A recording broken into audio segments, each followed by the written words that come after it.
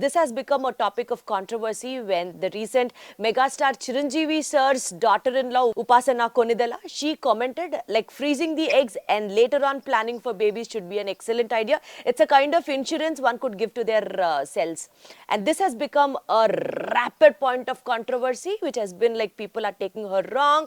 And what do you have to exactly say about this? Does freezing eggs at the early stages and then planning babies around 35-40 is a good idea, or you have to have it the sooner the better is what you suggest? What is something which actually, from a doctor's perspective, make the audience also understand the importance of having babies at that earlier age, or should we take the advantage of developing science? A little bit of science. I'll try to explain in as simple terms as possible. Mom's eggs, and to have a baby, you need mom's eggs and father's sperm, right?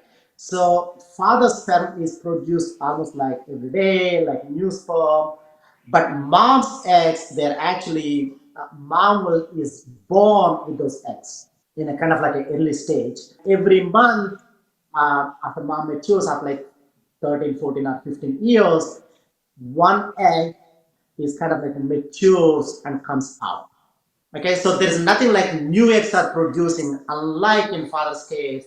In mom's case, there won't be any production of new eggs once the mom is born, however many years ago, actually. So, with advanced mom's age, those eggs are kind of also age. So, for example, if somebody is trying to conceive at like 25 years, that egg is 25 years old. But if somebody else is trying to conceive at 35 years, that egg is 35 years old.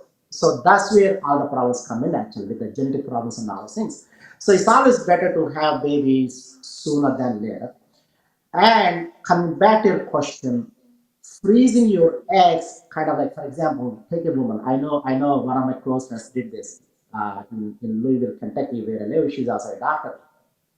So what she did was she froze her eggs when she was like 45, and now she's 38, 38, I believe, and now she's going to go for baby from that frozen egg. So when you freeze the egg, the age of the egg stops at 25. It doesn't go beyond that. So even if you want to have a baby at like 35, 40, the age of the egg is going to stop at like 25. So obviously that's better than having a baby later on, number one. That's a great advantage. But here is the problem. The problem is actually two concerns. Number one concern is we don't know what kind of like quote unquote storing the eggs mean. Like what the facilities are they regulated? Are they, for example, just like in simple terms, are they going to put it in a fridge? What if there is a power outage? They have backup. You know what I mean? So who is going to check on all those things? Who is going to monitor all those things? Are they even like regulated? So that's the number one concern. If somebody is going to go for freezing the eggs kind of route, these are the things they need to look for.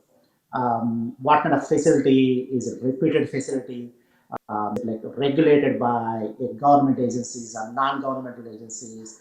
What kind of processes they have in place? If something goes wrong, are they going to come and tell you, "Hey, we are sorry, you froze your eggs with us, but unfortunately this problem happened, so we cannot use those eggs," or they're going to just kind of like brush off, we're not going to tell you anything.